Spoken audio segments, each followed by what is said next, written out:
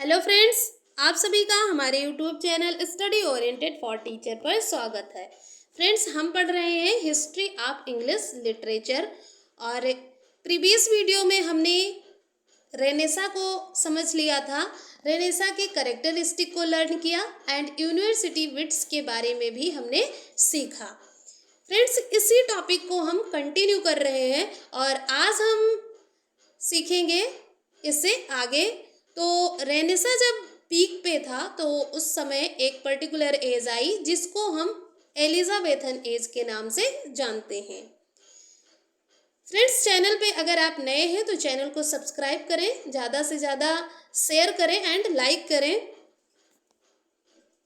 Video से related अगर कोई सुझाव है तो कमेंट बॉक्स में ज़रूर बताएं कमेंट करके। स्टार्ट करते हैं हम आज की वीडियो। Elizabethan age.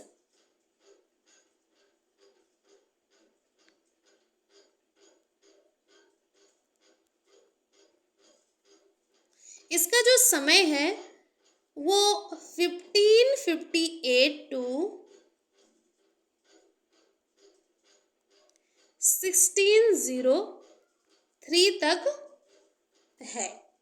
अब हम जान लेते हैं कि इस पर्टिकुलर टाइम को 1558 टू 1603 का जो समय है इसको एलिजाबेथन एज के नाम से क्यों जाना जाता है। तो जो एलिजाबेथन थी ये इंग्लैंड की महारानी थी। तो 1603 में जब इनकी डेथ हुई तब तक ये इंग्लैंड की महारानी थी। एंड फ्रेंड्स, एलिजाबेथन फर्स्ट से याद रखिएगा और इनका जो समय था वो लेट 16 से स्टार्ट होके एंड अर्ली 17 तक था। The Elizabethan era is the epoch in the Tudor period of the history of England during the reign of Queen Elizabeth। 1558 to 1603 Elizabeth as जो था ये एलिजाबेथन इंग्लैंड के इतिहास के ट्यूडर काल में महारानी एलिजाबेथ प्रथम 1558 टू 1603 के शासन काल के दौरान का युग था। तो जो इंग्लैंड की क्वीन थी एलिजाबेथन फर्स्ट, इन्हीं के शासन काल के दौरान का जो युग है, जो एज है, उसको एलिजाबेथन एज के नाम से जाना जाता है। तो अब हम जान लेते हैं एलिजाबेथन एज के कैरेक्टरिस्टिक को। इससे पहले हम लिख लेते हैं रेन ऑफ एलिजाबेथन। फ्रेंड्स, आप लोग भी नोट्स बना सकते हैं। जैसे जैसे हम लिखते जाते हैं आप भी नोट्स बना सकते हैं देख के। एलिजाबेथन फर्स्ट कब से कब तक? लेट 16th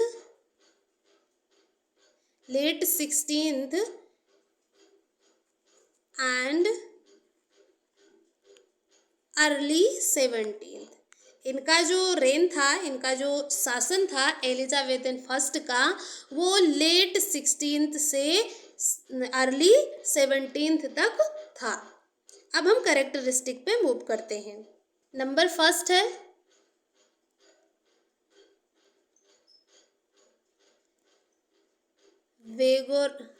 विगोरस,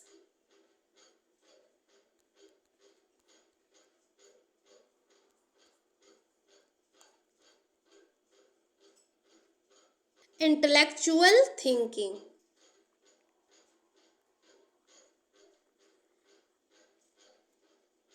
जो इंटेलेक्चुअल थिंकिंग थी उसको मजबूती मिली, यानी वो बहुत स्ट्रांग हुई। वेगोरस मतलब स्ट्रांग होता है।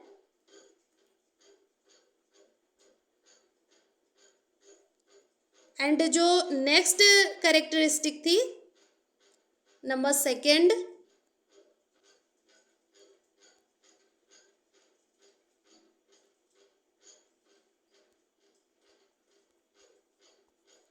As of adventure and discovery.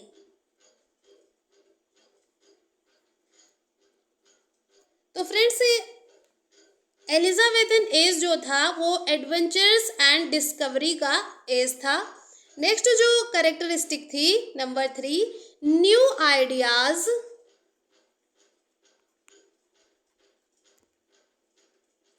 And experience. New ideas and experiences. तो ये जो एज था ये नई नई विचारधाराओं, नए नए विचारों या नए नए थॉट एंड नए नए एक्सपीरियंस का एज था। यानी इस पर्टिकुलर एज में नई नई विचारधाराएं आई और नए नए एक्सपीरियंस हुए। नेक्स्ट है 4th नंबर, 30 Years War।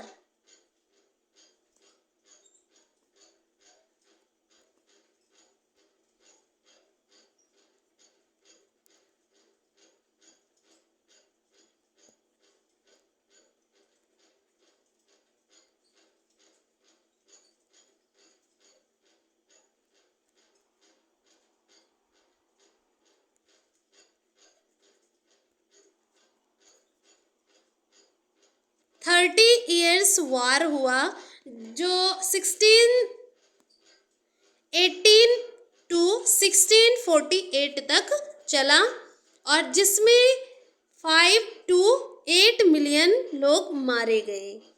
तो ये भी इवेंट एलिजाबेथन एज से है। नेक्स्ट जो है नंबर 5 फैक्ट्स जो है, द स्पेनिश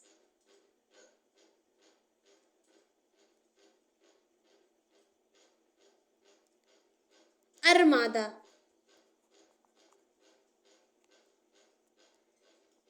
फ्रेंड्स, ये अरमादा किसे कहते हैं तो ये जान लेते हैं। अरमादा मीन्स होता है फ्लीट, जो शिप्स होती हैं यानी जो जहाजें होती हैं, तो अरमादा का मतलब होता है fleet. Clear friends?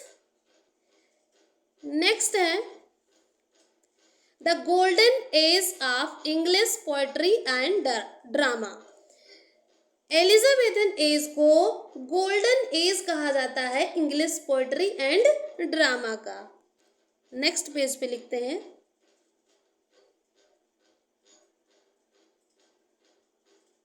The golden age of English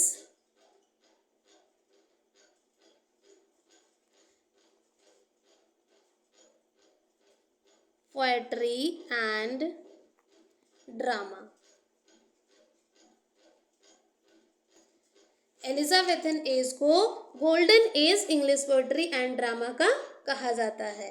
अगर इन सब का जिस्ट समझें तो जो एलिजाबेथन एज था इसको इंग्लिश साहित्य के स्वर्णिम काल के रूप में चित्रित किया गया और इस युग के दौरान इंग्लैंड में शांति और समृद्धि का अनुभव किया गया, जबकि कला का विकास हुआ और इस समय अवधि का नाम महारानी एलिजाबेथ प्रथम के नाम पर रखा गया, जिन्होंने इस समय इंग्लैंड पर शासन किया था। एलिजाबेथ युग को सबसे ऊंचा माना जाता है। एलिजाबेथन एज को अंग्रेजी पुनर्जागरण का युग और अंग्रेजी साहित्य और अंग्रेजी कविता का पूर्ण उत्कर्ष देखा गया है एलिजाबेथन एज में। और ये जो एज है वो अपनी रचनाओं और विलियम शेक्सपियर अपने रचनाओं से प्रसिद्ध हुए इस एज में, इसलिए इस एज को एलिजाबेथन एज के अलावा शेक्सपियर एज भी कहा जाता है। एज ऑफ शेक्सपियर, इसका अदर जो नेम है उस as of Shakespeare.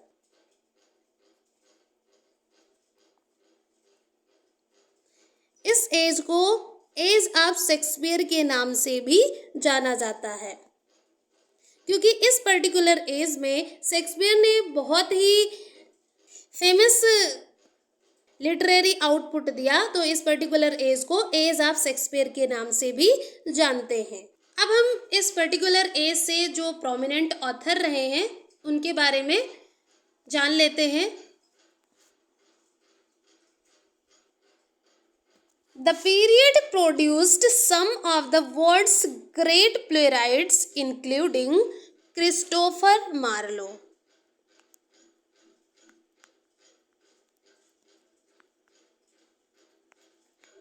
Christopher Marlowe,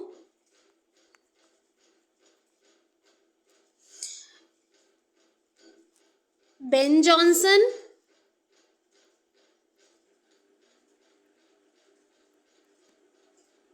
William Shakespeare,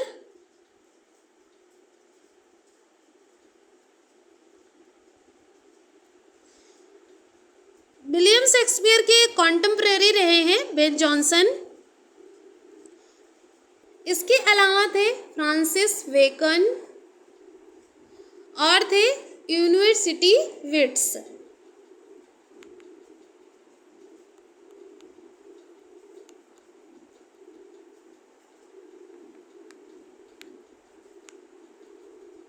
sir Philip Sydney,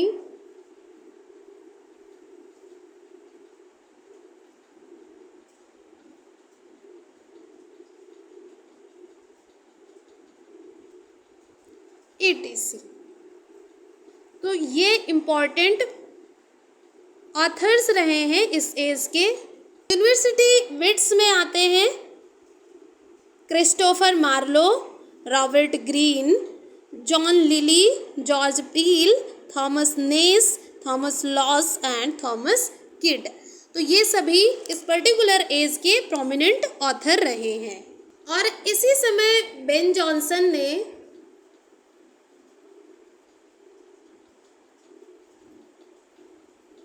start किया कॉमेडी ऑफ ह्यूमर को। Started comedy of humour.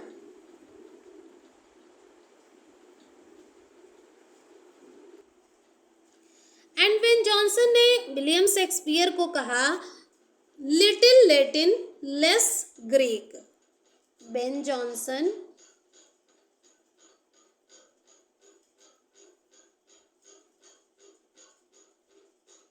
Shakespeare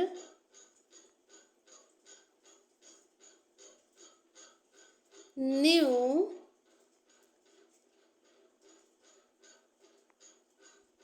little Latin less Greek.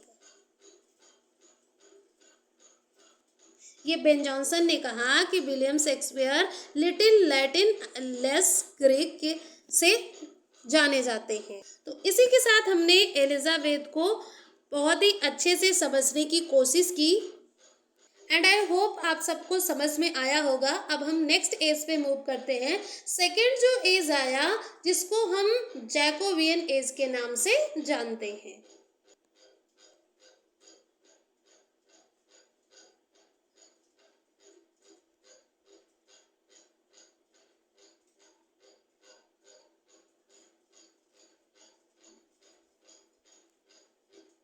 और ये कब से कब तक था?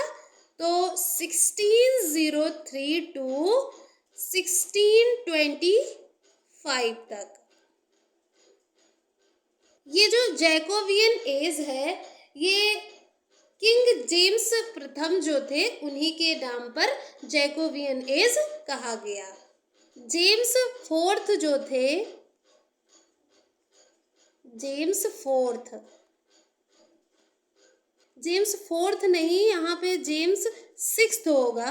जेम्स सिक्स्थ जो थे ये स्कॉटलैंड के किंग थे।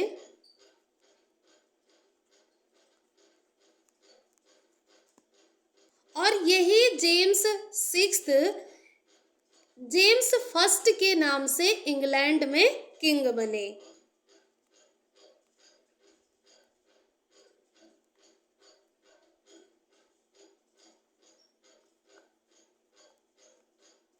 इन्हीं जेम्स फर्स्ट के नाम पर इस एज का नाम पड़ा जैकोबियन एज। जो जैकोबियन शब्द है इसका प्रयोग अक्सर जैकोबियन वास्तुकला, दृश्य कला, सजावटी कला और साहित्य की विशिष्ट शैलियों के लिए किया जाता है जो उस काल की विशेषता थी। The term Jacobean is often used for the distinctive styles of Jacobean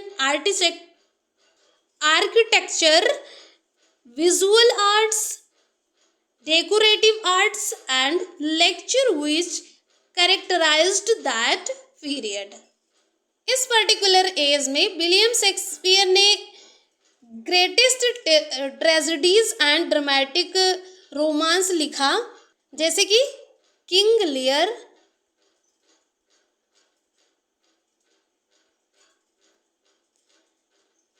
Macbeth,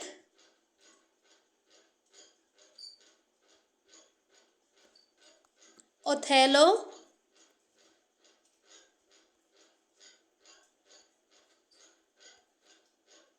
and Tempest.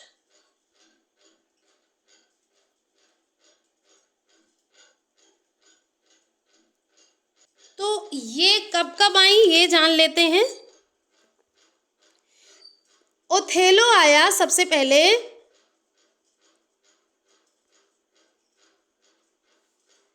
1604 में।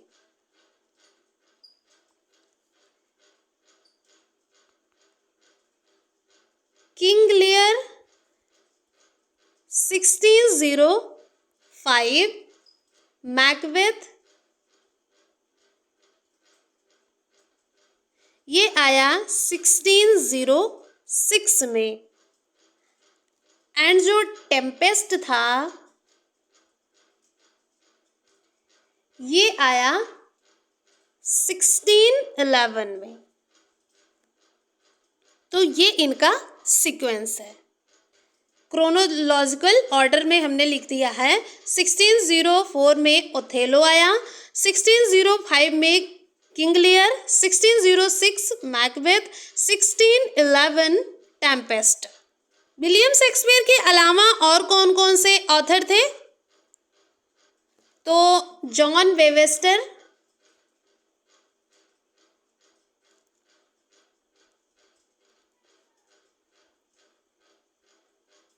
इनके अलावा थे John Marston and Thomas Middleton,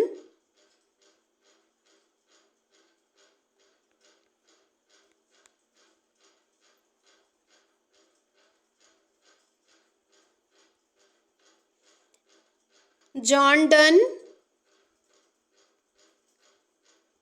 bacon, Francis Bacon, and जो थे वो कैवलियर पोएट।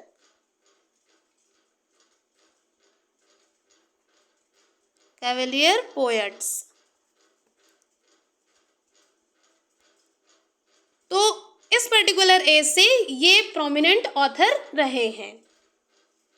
एंड फ्रेंड्स 1611 में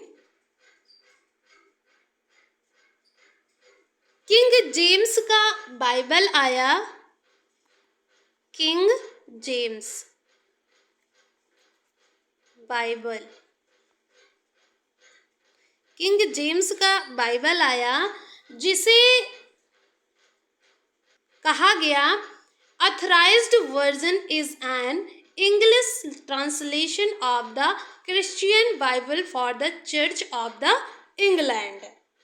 जिसे कहा गया कि ये अंग्रेजी का ऑथराइज्ड वर्जन के रूप में जिसे जाना गया, जो चर्च ऑफ इंग्लैंड के लिए ईसाई बाइबल का इंग्लिश ट्रांसलेशन है। इसी एज में बेन जॉनसन ने राइटिंग मास्क यानी मास्क लिखना स्टार्ट किया। Ben Jonson started writing mask.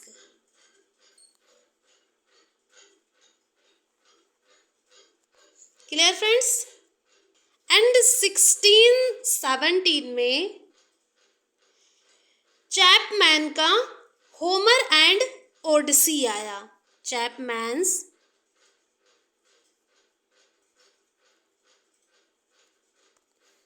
Homer and Odissi. तो यहाँ पे जैकोबियन एज फिनिश होता है और इसी के साथ आज की वीडियो भी हम यहीं पे फिनिश करते हैं। नेक्स्ट वीडियो में हम रेनेसां का डिक्लाइन पढ़ेंगे। ये तो हमने पीक पढ़ा, इससे पहले हमने डॉन पढ़ा था और अब हम पढ़ेंगे रेनेसां का डिक्लाइन। तो नेक्स्ट वीडियो में हम रेनेसां के डिक्लाइन से रिलेटेड एजेस को पढ़ेंगे। तो मिलते हैं नेक्स्ट वीडियो में। तब तक के लिए आप लोग अपनी प्रिपरेशन जारी रखिए। वीडियो को लाइक शेयर सब्सक्राइब करते रहिए। जय हिंद।